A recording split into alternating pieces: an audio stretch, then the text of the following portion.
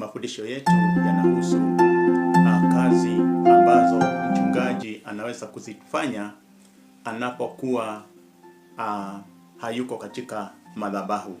Yaani wakati ambapo hayuko katika shughuli za huduma, anapokuwa pale nyumbani, ni kazi zipi ambazo anaweza kusaidia.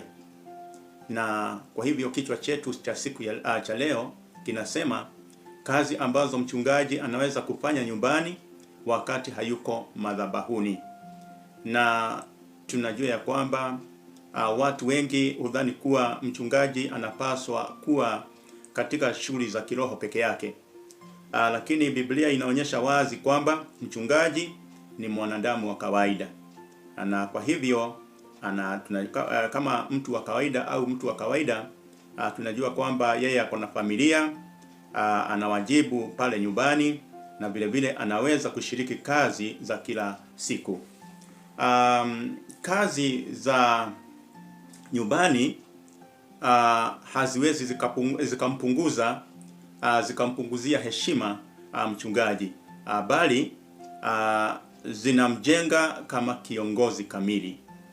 Na tutaangalia hoja mbalimbali, na hoja zenyewe tutakuwa tunaangalia kazi ambazo mchungaji anaweza kuzifanya ili kujipatia kipato, ili pengine wakati mwingine asiwe mzigo pale kanisani. Manake tunajua kwamba kuna wachungaji ambao wakati mwingine wanakuwa mzigo kwa washiriki wao pale kanisani. Kwa hivyo ni mambo gani ambayo mchungaji anaweza kufanya ili asiwe mzigo pale kanisani? Katika hoja ya kwanza, nataka tuangalie kazi za kilimo.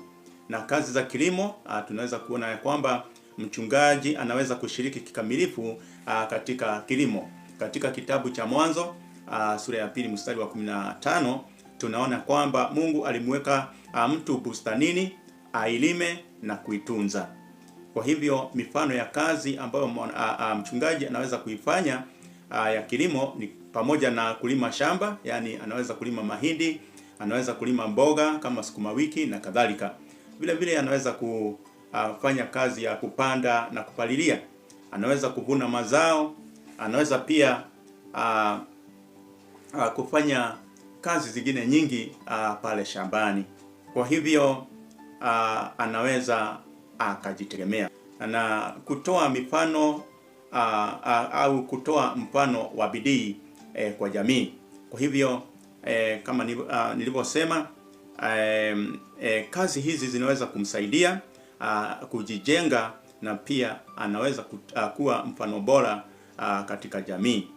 Kwa hivyo hoja ya pili, ufugaji wa wanyama. Biblia ina mifano mingi ya watu wa Mungu waliokuwa wafugaji.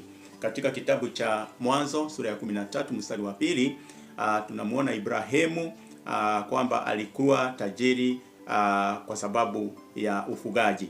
Na mifano ya kazi hizi ni kama vile mchungaji anaweza pengine kulisha kuku au ng'ombe au mbuzi. Wakati mwingine anaweza kusafisha mabanda, anaweza kuchunga mifugo, na hii inaweza kumletea faida. Na chanzo cha chakula inaweza kumletea faida pamoja. Vile vile tunaweza kusema kwamba inaweza kuwa chanzo cha chakula na kipato. Na vile vile ni hali ambayo inaweza kufundisha uwajibikaji kwa familia. Hoja ya tatu ni biashara. Mchungaji anaweza kufanya, kama sio pengine biashara kubwa, anaweza kufanya biashara dogo dogo. Kwa hivyo mchungaji anaweza kufanya biashara halali ili kusaidia familia. Katika kitabu cha Mithali sura ya 31 mstari wa 16 hadi 18 tunasoma juu ya mwanamke mwenye busara ambaye anafanya biashara. Na mifano ya biashara ambayo mchungaji anaweza pia kufanya, anaweza kuuza mazao kama vile mboga, kama vile mayai, maziwa na kadhalika. Vile vile anaweza kufanya biashara dogo ya duka, anaweza pia kufanya ufugaji wa kuku wa biashara. Na hii pia inaweza kumsaidia kuepuka utegemezi kupita kiasi, na vile vile inaweza kuongeza kipato katika jamii. Katika hoja ya 4, kusaidia kazi za ndani ya nyumba. Mchungaji pia anapaswa kushiriki kazi za ndani ya nyumba. Katika kitabu cha Wafilipi sura ya pili mstari wa 4, Biblia inasema kwamba kila mtu aangalie mambo ya wengine. Kwa hivyo mifano ya kazi ambazo anaweza kuzifanya pale ndani ya nyumba ni pamoja na kupika au kusaidia jikoni. Anaweza pia kusafisha nyumba, anaweza pia kufua au kusaidia kazi dogo. Na hii inaweza kujenga upendo katika ndoa na vile vile umoja wa familia. Katika hoja ya 5, kulea na kusimamia familia. Hii ni kazi ya kila siku ambayo ni muhimu sana. Katika kitabu cha waraka wa Timothy wa kwanza sura ya 3 mstari wa 4, Biblia inasema aisimamie nyumba yake vizuri. Na mifano ni kama vile kusaidia watoto na masomo, kuwashauri na kuwaongoza, na vile vile kushiriki nao mazungumzo ya kila siku. Hoja ya 6 ni kazi za matengenezo, yani manual work. Mchungaji anaweza kufanya kazi za mikono nyumbani. Kwa mfano, tunaweza kabla ya kuingia katika mifano, tunaweza kuangalia kitabu cha Matendo ya Mitume sura ya 18 mstari wa 3, ambapo Paulo alikuwa fundi wa mahema. Mifano ya kazi ambazo mchungaji anaweza kufanya ni pamoja na kutengeneza vitu vidogo pale nyumbani, anaweza pia kukarabati nyumba, anaweza pia kufanya kazi za useremala au ujenzi mdogo. Katika hoja ya 7, kuendeleza afya na mwili. Kazi za nyumbani pia ni sehemu ya kujenga afya. Katika kitabu cha Wakorintho wa kwanza sura ya 6 mstari wa 19, Biblia inasema mwili ni hekalu la Roho Mtakatifu. Kwa hivyo mifano ya kazi ambazo anaweza kuzifanya pale ili kujijenga au kujenga afya yake ni pamoja na kufanya kazi za shamba. Hii inaweza kuleta mazoezi ya mwili, vile vile kutembea au kufanya shughuli za kawaida. Na mifano ya kibiblia ya kazi ambazo tunazipata hapa za watu ambao walikuwa anafanya kazi ya Mungu ni pamoja na Musa ambaye alikuwa ni mchungaji wa mifugo, mchungaji wa kondoo kabla ya kuitwa kwake.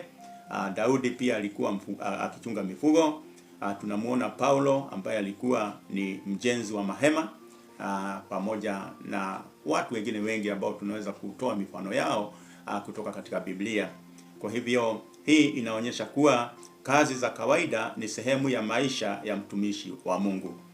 Na mchungaji anapokuwa nyumbani na si madhabahuni, anaweza kufanya kazi kama kulima, kama tulivyosema, anaweza pia kufuga wanyama, anaweza kufanya biashara, anaweza kusaidia kwa kazi za nyumbani, anaweza kulea familia. Na kwa hivyo kazi za kila siku si kinyume cha wito wa uchungaji. Kwa hivyo ni sehemu ya maisha ya utumishi. Kwa hivyo mchungaji bora si yule anayehubiri vizuri tu, bali pia anayesimama vizuri anayesimamia vizuri maisha yake ya nyumbani. Kwa hivyo ni vizuri wachungaji waelewe ya kwamba wanapopewa huduma pale kanisani, haimaanishi kwamba wameiacha au wameacha huduma pale nyumbani, wameacha kazi zao ambazo wanazifanya kila siku, kama vile biashara, kama vile kilimo, kama vile ufugaji na kadhalika. Kwa hivyo ni vizuri kuendelea kufanya au kutenda kazi ili kuweza kupata kipato cha kusaidia familia na vile vile katika ile hali ya kujenga taifa. Kwa hivyo kama wachungaji tusiwe mzigo kwa kanisa, bali tuweze kuwa watu ambao wanaweza pia kujifanyia kazi na kupunguza mzigo ambao unaweza kuiletea kanisa. Kwa haya yote na mengine, na sema asante kwa sababu ya kunitazama na kunisikiliza. Shalom, Mungu awabariki.